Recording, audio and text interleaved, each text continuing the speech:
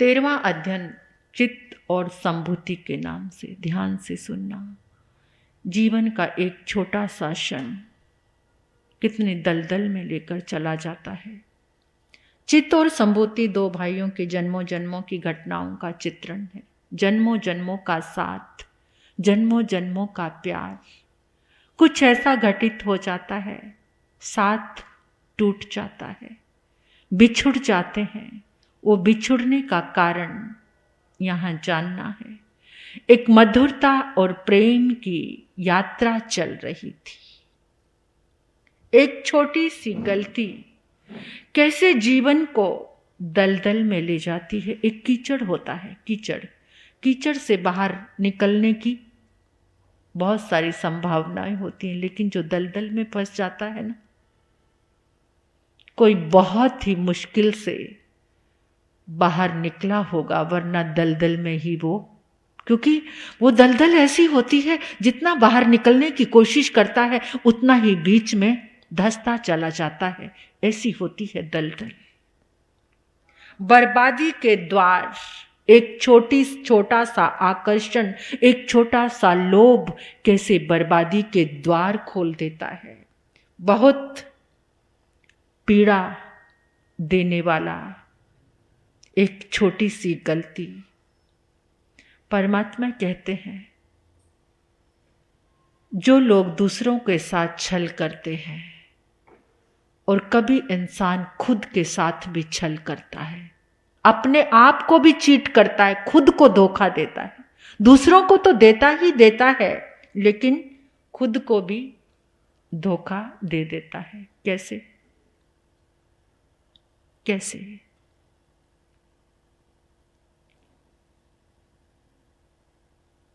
एक मुनि चंद्र जंगल में विहार कर रहे थे।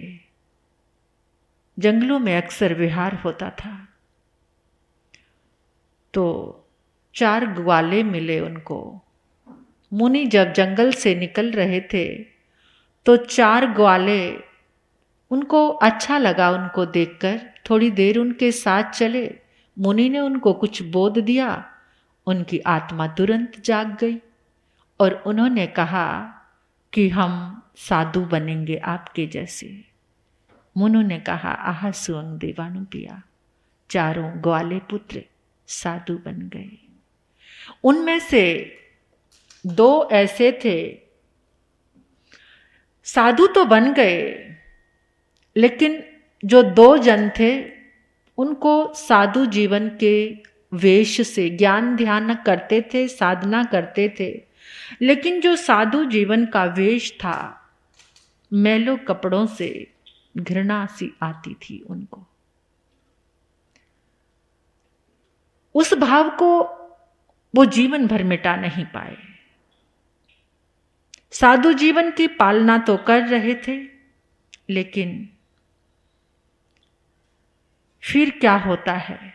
देवलोक में जाते हैं, जिनको मैले कपड़ों से घृणा थी, नफरत थी, कुछ अभिमान भी था अंदर में अपने ज्ञान का, उसके कारण उनका जन्म वाराणसी में भूतदत्त चांडाल के घर में होता है। उससे पहले भी वो 5 जन्मों में साथ रहे। एक बार दासी के पुत्र बने, वहां भी इकट्ठे ही जन्म, इकट्ठी ही मृत्यु। फिर एक मृग के भाव में रहे, वहां भी इकट्ठा ही दोनों का जन्म हुआ और दोनों की मृत्यु। कब से ये यात्रा चल रही है? साधु जीवन लेने के बाद जब देवलोक में गए, वहां से आए, और वहां के बाद फिर हंस के रूप में दोनों का जन्म हुआ, और अब उनका चांडाल के यहां पर जन्म हुआ। नाम रखा चित्त और संभूति। बहुत खूबसूरत हैं दोनों, क्योंकि तप बहुत किया है, तप के प्रभाव से खूबसूरती मिलती है। लेकिन जो घृणा का भाव था और जो अभिमान था, उसके कारण चंडाल का कुल मिला। लेकिन बुद्धि भी बहुत तेज है उनकी, बड़ी प्रज्ञा अच्छी है। राजा के यहाँ पर चंडाल काम करता था। राजा का जो मंत्री था वो नमुची था। एक दिन नमुची से कुछ गलती हो गई, बहुत बड़ी गलती हो गई, तो राजा ने उसको प्राण दंड दे दिया। और प्राण दंड दिया तो उसको चंडाल भूतदत्त को कहा कि जाओ इसको जंगल में ले जाकर प्राण दंड दे दो। जब भूतदत्त लेकर आ रहा था नमुची को, तो उसके मन में आया ये तो मंत्री है, इसके पास कितना ज्ञान है, मेरे जो दोनों बच्चे हैं वो अभिशप्त कितने सुंदर हैं, कितने बुद्धिमान हैं, अगर उनको ये मंत्री पढ़ा दे तो मैं इसके प्राण दंड इसको नहीं दूंगा। उसने आते आते बात कर ली, क्या आप मेरे पुत्रों को पढ़ा दोगे? कहते हाँ बिल्कुल, मैं आपको प्राण दंड नहीं दूंगा और किसी को बताऊंगा भी नहीं। तो नमुची चंडाल के घर में रह रहा है, मरने से तो अच्छा ही है। चंडाल के घर में उसके पुत्रों को पढ़ाता है, पुत्रों को पढ़ा रहा है। पुत्र बड़े विद्वान हो गए। उनका स्वर बहुत अच्छा था, स्वर लहरियां, उसका भी ज्ञान दिया। बहुत सुंदर गाते हैं, नृत्य भी बहुत अच्छा करते हैं, काफी कलाओं में निपुण हैं। लेकिन एक दिन भूतदत्त ने क्या देखा, नमुची का जो व्यवहार उसकी पत्नी के साथ ही गलत। एकदम उसके पांव से जमीन निकल गई। मेरी पत्नी के साथ इसने संबंध बना लिया, ये दुष्ट तो मृत्यु के योग्य ही है। तो उसने प्लानिंग कर ली कि इसे मृत्यु दंड देना ही देना है। अब वो बच्चे सोचने लगे ये तो हमारे गुरुजी हैं, पिताजी इनको मार डालेंगे। तो चुपचाप जाकर उसको बता दिया कि आप यहाँ से भाग जाओ, पिताजी आपको मारेंगे, इसलिए ये छोड़कर चले जाओ। एकदम नमुची वहाँ से भाग गया, भागकर हस्तिनापुर चला गया। कलाकार तो वो था ही। हस्तिनापुर के राजा चक्रवर्ती थे सनत कुमार, उनको एकदम अपने फेवर में कर लिया, अट्रैक्ट कर लिया और वहाँ जाकर मंत्री बन गया। एक दिन बनारस में बहुत बड़ा मेला था, मेले में आयोजन था, वहाँ पर नृत्य गीत सब चीज़ें चल रही थी। तो वहाँ ये भूतदत्त के दोनों पुत्र चित्त और संभूति ये भी पहुँच गए। ये जब पहुँचे तो वहाँ पर इन्होंने भी स्वर लहरियाँ चालू कर दी। इतना सुंदर गाया, इतना सुंदर गाया कि लोग एकदम मंत्र मुग्ध हो गए। मंत्र मुग्ध होकर, पहले छुआछात बहुत थी क्योंकि वो चंडाल के पुत्र थे, स्पर्श का बहुत ज़्यादा भेद था। उनको कोई जो ऊंच जाति के लोग उनको स्पर्श टच नहीं करते थे। तो उसी समय छुआछात का भेद, वो इतना सुंदर गा रहे थे और एकदम जाकर लोग उनसे लिपटने लगे। लोगों ने, दूसरों ने कहा तुम्हें पता है ये चंडाल लोग हैं, चंडाल को तो गाने का भी हुक्म नहीं था। तो एकदम राजा के पास खबर पहुंची, तुमने ये जुर्रत की। तो उनको वहां से, नगरी से निकाल दिया और कहा तुम किसी आयोजन में नहीं आओगे। कहते हैं कि नाचने वाले के पांव नहीं रुकते और गाने वाले का बोल रुकता नहीं है। एक दिन फिर आयोजन था, ऐसे ही बड़ा उत्सव था। उस उत्सव में वो दोनों मुंह ढककर आ गए। उत्सव देखने के लिए बच्चे ही तो थे, अब वो मुंह ढककर आ गए। जब मुंह ढककर आए तो वहां पर नृत्य चल रहे थे, संगीत वादन चल रहा था, संगीत चल रहा था। तो उनसे रहा नहीं गया, भूल गए अपने आप को कि कोई दंड मिला है। तो उसी समय वहां पर वो थिरकने लगे, नाचने लगे और जब गाने लगे तो उनके मुंह पे जो कपड़ा ढका हुआ था वो फिर पकड़े गए। बहुत बड़ा दंड मिला उनको और बिल्कुल वहाँ से निकाल दिया कि नगरी में नज़र भी आ जाओगे तो बहुत बड़ा दंड मिलेगा। अब वो दोनों सोचने लगे क्या अपराध किया है हमने, एक चंडाल के कुल में जन्म मिला है, ये अपराध है। यहाँ कला की किसी चीज की कोई वैल्यू नहीं है, कोई कीमत नहीं है। इस जीवन से तो मरना ही अच्छा है। क्या दोनों एक पहाड़ी पर चढ़ गए मरने के लिए। पहाड़ी की तलहटी में एक मुनि को देखा, शांत भाव से बैठे हैं, सोचते से इस पहाड़ से कूद जाएंगे, लेकिन मुनि का ऑरा जैसे ही स्पर्श हुआ एकदम भाव बदल गए, उनके चरणों में आकर खड़े हो गए।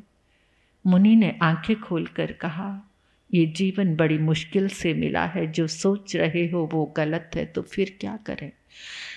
मार्ग खुला है तुम्हारे लिए, आओ जीवन को सफल करो, समर्पित हो जाओ।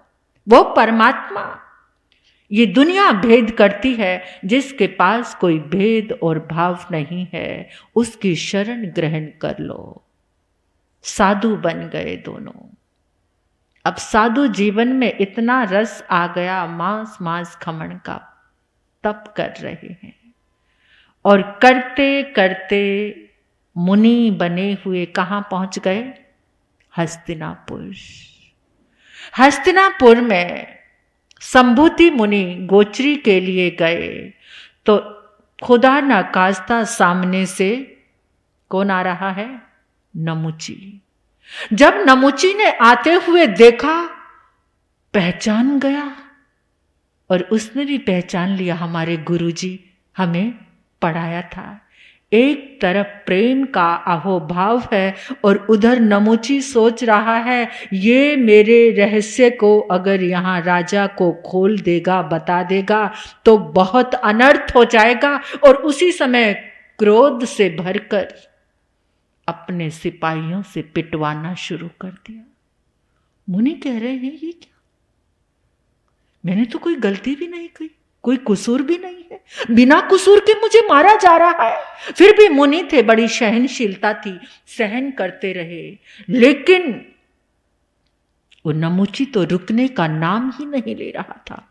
इतनी कोड़ों से पिटाई, मुनि की सहनशीलता जवाब दे गई। सहन करने की भी एक हद होती है। अब नमुची ने हद पार कर ली तो मुनि को क्रोध आया, और क्रोध से तेजोलेशा, इतना तप कर लिया था, तेजोलेशा की लब्धि आ चुकी थी। तेजोलेशा मुनि ने छोड़ दी। सारी नगरी में धुआं धुआं फैल गया, धू धू करके नगरी जलने लगी। एकदम चित्त मुनि को पता चला, ये संभूति ने क्या कर दिया। एकदम दौड़े आए, अपने भाई को शांत किया, शांत हो जाओ, शांत हो जाओ, समेटो इस तेजोलेशा को, समेटो इसे। एक कसूर के कारण पूरी नगरी को दंड मत दो। उधर से राजा आ गया, मुनि से क्षमा मांग रहे हैं। मुनि शांत हुए, तेजोलेशा को समेटा, वापिस आए, और चित्त ने बहुत समझाया भाई ने कि ये अच्छा नहीं है, साधना का दुरुपयोग नहीं करते, इतना क्रोध अच्छा नहीं है। मुनि शांत हो गए, अपनी आलोचना कर ली। आलोचना करने के बाद दोनों ने निश्चय किया कि अब शरीर जर्जर हो चुका है, अब इस शरीर को त्यागना ही ठीक है। दोनों ने संथारा और संलेखना कर ली। संथारा संलेखना करके अपनी समाधि में लीन है। उधर से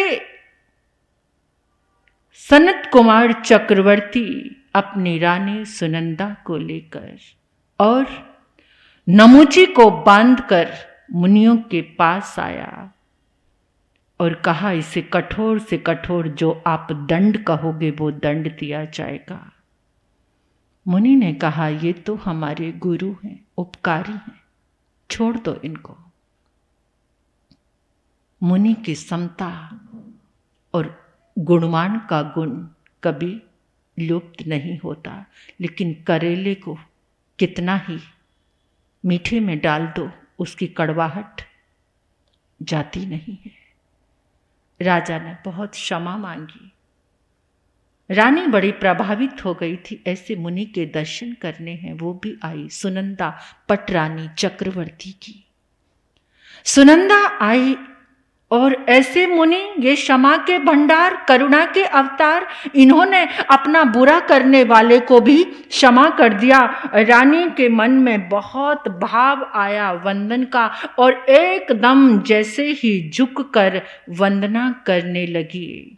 संभूति मुनि को उसके लंबे लंबे केश खुले हुए थे, सिर धुला हुआ था, बाल हल्के गीले थे। मुनि को जैसे ही वंदन किया, उसकी कोमल केश राशि मुनि के पांव को स्पर्श किया। रूखा सूखा, तप से सूखा हुआ शरीर इस कोमल से स्पर्श को पाकर संभूति मुनि का हृदय एकदम हिल गया। एकदम आंख उठाकर देखा, इतना सौंदर्य। अभी तक जहां तप और त्याग का समुद्र था, एकदम अंदर से वासना का समुद्र लहराने लगा। और मुनि ने उसी समय एक भावना भाली, क्या? मेरे तप और संयम का ये फल हो। मुझे ऐसी खूबसूरत रानी, ऐसे चक्रवर्ती का वैभव मुझे मिले। अपने तप का सौदा कर लिया, गिर गए, दलदल को तैयार कर लिया। साधना में संसार को मांग लिया। विचलित स्थिति को चित्त ने देखा, अपने भाई को समझाया, संभूति ये कौन सा सौदा कर लिया तुमने, ये बहुत गलत है, इसकी आलोचना कर लो। बहुत मुश्किल है उसको भोगना, जिसे आगम की भाषा में कहते हैं निदान शल्य, नियाणा, अज्ञान में मांग लिया। अगर संसार के लिए जब हम कोई साधना करते हैं, जैसे हम कोई अनुष्ठान करते हैं, तो जिस समय पहले ही लक्ष्य रखना चाहिए कि ये मेरी साधना, मेरी इसमें कुछ मांग है, मुझे ये मिल जाए। अगर आप चाहते हो कि आप कर तो रहे हो प्रभु की भक्ति और मांग रहे हो संसार को, तो वो दोनों ही नष्ट हैं। जिस समय आप त्याग के मार्ग पर बढ़ रहे हैं, उस समय जिस समय मन का भाव है कर्म की निर्जरा, प्रभु से प्रार्थना करो। जैसे हम ये भक्तामर की साधना कर रहे हैं, इसमें क्या वाइब्रेशन से अपने आप ही प्रभाव ऐसा फैलता है कि अपने आप ही इस जप की साधना ऐसी होती है कि वो उसमें ब्लेसिंग का, दुआओं का काम करती है। ये साधना मांग कुछ नहीं, वो मंत्र जाप स्वतः ही हीलिंग कर रहे हैं। लेकिन अगर आपने तप किया और उसके बदले में मांगा, तप निर्जरा का हेतु होता है, उसके बदले में मांग लिया, उसका सौदा कर लिया, तो ये निदान है। संसार के लिए साधना करनी है तो पहले ही संकल्प लेकर बैठ जाओ कि ये संकल्प है मेरा, मुझे मेरे परिवार में, मेरे इसमें मेरे ये शांति होनी चाहिए। ये संकल्प आप ले सकते हैं। लेकिन अगर साधना के मार्ग पर प्रार्थनाओं में आप संसार मांग रहे हैं, या कुछ विशेष तप आपने किया है उसमें संसार मांग रहे हैं, तो वो दलदल को निमंत्रण देने जैसा है। बहुत उस छोटी सी भूल के कारण मुनि गिर गए। उन्होंने आलोचना नहीं की, कुछ भी नहीं किया, बस वो वैभव घूमने लगा नजरों में। लंबे लंबे सपने, लंबी लंबी कल्पनाएं। जहां मुनि ने संलेखना किया था आत्म साधना के लिए, वहां पर वो इतना गिर गए। एक छोटी सी गलती के कारण उन्होंने अपना पूरा तप, पूरा संयम नष्ट कर दिया। और फिर क्या हुआ?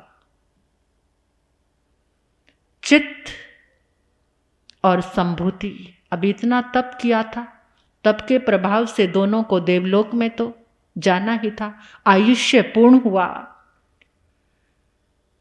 प्रतिक्रमण नहीं किया, आलोचना नहीं की, दोनों का जन्म जाकर देवलोक में हुआ। चित्त मुनि हस्तिनापुर में ही किसी गुणा सेठ के यहाँ पर जन्म लेते हैं, और संभूति ब्रह्मदत्त चक्रवर्ती बनकर उनका जन्म होता है। ब्रह्मदत्त चक्रवर्ती, चक्रवर्ती का वैभव मांगा था, चक्रवर्ती बन गए, चक्रवर्ती बने और चारों तरफ से ठाट बाट हैं। और अक्सर एक दिन एक नृत्य मंडली आई, चक्रवर्ती अपने राज दरबार में अपने सिंहासन पर बैठे हैं, नृत्य मंडली नृत्य करने लगी। नृत्य करते करते एकदम बेहोश हो गए, बेहोश हुए और सोचने लगे, ये मैंने पहले भी देखा हुआ है, ऐसे नृत्य, ऐसी साज सज्जा कहाँ देखी है, कहाँ देखी है, कब देखी है, कब देखी है। याद आ गया, देवलोक में देखी है ऐसे नृत्य नाटक। तो वहां मैं अकेला नहीं था, मेरा भाई भी था। और जाति समरण ज्ञान हो गया ब्रह्मदत्त चक्रवर्ती को, और जाति समरण ज्ञान में देखा 5 जन्मों में इकट्ठे थे, दासी के पुत्र बने, मृग इकट्ठे मृग बने, हंस बने, देवलोक में गए, चांडाल के घर में जन्म लिया। चित्त संभूति मेरा भाई चित्त कहां पर है? भाई भाई करते हुए अलग क्यों हो गए? क्या कारण था ये अलग होने का? उस कारण को ढूंढ रहे हैं, अलग होने का कारण, बिछुड़ने का। एक छोटी सी गलती, प्रतिक्रमण नहीं किया, बीज को वृक्ष बनने दिया। अगर बीज की ही आलोचना कर ली जाए तो वो वृक्ष नहीं बनेगा। और उधर से चित्तमुनि अब राजा के यहाँ, उसका श्रेष्ठी के यहाँ पर जन्म हो गया, जाति समरण ज्ञान हो गया। जाति समरण ज्ञान में वो तो अपना साधु बन गए, साधु बन गए। साधु बनकर साधु की चर्या में इधर उधर विचरण कर रहे हैं। इधर जब ब्रह्मदत्त को बेहोशी से उठे 5 भव याद आ गए तो उन्होंने एक चरण बनाया। क्या? आसव दासो मृगो हंसो मातंग व मरो। जो, और कह दिया, एक पट्टी पर लिखा दिया, जो इसको चरण को, अगले चरण को पूरा करेगा मैं उसको आधा राज्य दूंगा। सब जने इसको रटने लगे। एक किसान रट रहा था और मुनि ध्यान लगाकर, जो चित्त वो ध्यान लगाकर खड़े हुए थे, तो ध्यान लगाकर खड़े हुए थे, उन्होंने कान में ये अक्षर पढ़े, उन्होंने उस श्लोक को पूरा कर दिया। तो क्या पूरा किया? एगो नो षष्टिका जाति अन्योन्यभ्याम व्यक्तियों, कि 5 जन्मों के बाद 6ठे जन्म में हम बिछुड़ चुके हैं। अब जब वो जो किसान था, किसान वहां पर जाकर राजा को सुनाया। राजा ने कहा कि ये तुम नहीं बना सकते। कहते एक मुनि ने बनाया है, इसको चरण को पूरा किया है, मुझे लेकर चलो मुनि के पास। मुनि के चरणों में लिपट गए। मेरा भाई ब्रह्मदत्त चित्त मुनि से पूछा, उनके चरणों में लिपट गए, आमंत्रण देने लगे, आओ, कितना भोग है, उस आधे राज्य का उपभोग करो। और उधर से चित्त कह रहे हैं कि पिछले जन्मों में पुण्य वैभव का फल और उस आलोचना, प्रतिक्रमण और संथारे का फल ये मिला कि मैं आज तेरे सामने साधु के रूप में हूँ। वो अपने भोगों की ओर उनको आकर्षित कर रहे हैं और चित्त मुनि उनको संयम का सत्य समझा रहे हैं। मुनि ने कहा, मेरे पास भी पुण्य था। जो उसने कहा, देख मेरे पास कितना पुण्य है, मेरे पास चक्रवर्ती का वैभव है, ये शैया है, ये राज्य पाठ है, दास दासियां हैं। वो कहते पुण्य मेरे पास भी था, मुझे धर्म गाथा सुनने को मिली, उस पुण्य के बल से आत्म बोध जगा और मैंने पुनः मुनि बन गया। यही मेरा वैभव है। अब तुम भी संयम के मार्ग पर आ जाओ, अगर अच्छा वैभव तुम चाहते हो। मैं तुम्हें आमंत्रण देता हूँ। भरत चक्रवर्ती कहता, ये कितना दुख भरा रास्ता है, मैं तुम्हें आमंत्रण देता हूँ। ये साधु जीवन कितना दुख भरा रास्ता है, इस मार्ग पर आ जाओ, इन भोगों का आनंद लो। चित्त मुनि कहते हैं, ये भोग नहीं, ये क्रंदन है, ये विडंबना है, ये पाप है, ये नरक है और कुछ भी मार्ग नहीं है। तुम्हारा ये मैंने तो आत्मा का रंजन कर लिया है, तुम किस मनोरंजन में पड़े हुए हो, ये सुख केवल आभास मात्र है। ब्रह्मदत्त पहले तो स्वीकार नहीं किया, लेकिन बाद में जब मुनि ने समझाया तो उस आत्मा की शक्ति को वो समझ तो गए, लेकिन कहते हैं कि मैं सब समझ गया, परंतु मैं त्यागने में असमर्थ हूं। क्योंकि क्या था? निदान। जो निदान करता है वो त्याग नहीं कर सकता, फिर उसको भोगना ही पड़ता है, क्योंकि उसने खरीदा था, उसने वो हलवा तैयार कर लिया था, उसको खाना ही खाना था वो हलवा। मुझे समझ आ गया मैं काम भोगों में मदहोश हूं, मैं पाप के मार्ग पर हूं, लेकिन क्या करूं? ये कड़वा फल मैं चाहकर भी नहीं छोड़ सकता। मुनि ने कहा, भोग नहीं छोड़ सकते तो धर्म में स्थिर हो जाओ, अहिंसा को अपनाओ, प्राणियों पर दया करो, आर्य कर्म करो। परंतु ब्रह्मदत्त पर कोई असर नहीं हुआ। ना वो करुणा के मार्ग पर चले, ना दया के मार्ग पर चले, ना धर्म के मार्ग पर चले। कोई भी असर न देखकर मुनि थक गए कि इस पर कोई असर नहीं, क्योंकि ये दलदल में खड़ा है, अब इसे डूबना ही डूबना है।